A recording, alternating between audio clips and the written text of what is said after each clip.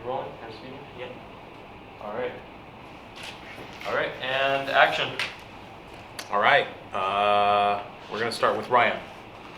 What, if you had to sum up the 1995 team in a word or a phrase, what would it be? Attitude. It's all about attitude, and Skip always talked about that.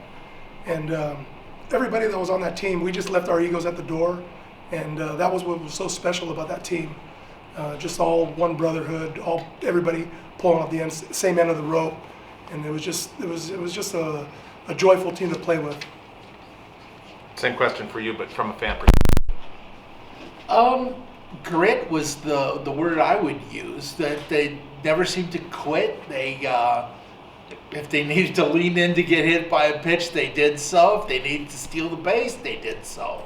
So just a lot of grit and determination. That's what I could see from the stands. Outside of the record of 57-9, Ryan, what makes Cal State Fullerton 95 team the greatest of all time? You know, what was so special about that team, there was just so many different personalities. And that team, you know, we could call on anybody at any given time. You know, guys that were, really not so much role players, guys that could come off the bench. And that was what was so fun and unique about that team. Kotze coming from the outfield, closing. He was an all-around player. We had guys like Mike Lamb, bullpen guys. Sometimes they would get called off the bench. So you had to be ready at all times. It was just always be prepared. And that's what I always learned from that 95 team. You got to be prepared. Kirk, for you, this is the third national championship for the Titans. And it was Augie's second stint after leaving for 3 years to go to Illinois. What separates the 95 team above and beyond what Ryan already said that makes it so special? Was it because of Augie's return, or? Well, for me, I was older by then, and I developed somewhat of a relationship with Augie as a fan and a booster, and the guy just brought a certain amount of swagger that I certainly couldn't have seen before I got to know him a little bit better. So it was just such a joy to have him back with the program. And he certainly brought that swagger to the rest of the program. All right, do you guys want more? Or do you guys need more footage? Because I can do this all damn day, but Another question for each of them. Yeah. Okay, I just want to make sure you guys are going to get audio and all that kind of And stuff. after that, we should. And maybe if I could add to that swagger, what Kurt was saying is, sometimes Augie, he would just show up in Armani suits.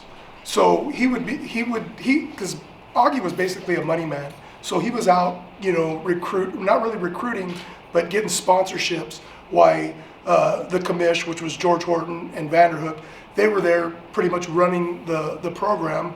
And then Augie would show up in an Armani suit, and that was just the way he was. And he had that kind of swagger, what we like to call, he was a big league coach.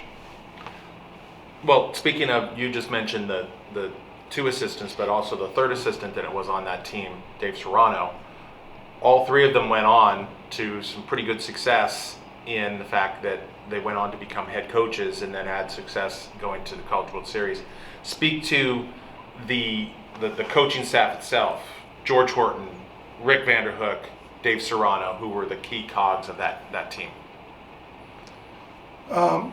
You kind of threw me off. Oh, I'm sorry. Serrano was 2004. Yeah, he right? wasn't. So that's why I was starting I to screwed think up. too much. I totally screwed up. I was thinking too much, and you threw I'm me going off. off. I'm going off script. Who was the third assistant that year? It was Bill not Bill Mosiello, but it was. Bill Kirby, right? Well, Kirby was an assistant what I was coach, thinking, Kirby. but then like a bench coach was Bill Martelli or Joe Martelli. Joe Martelli. Joe Martelli.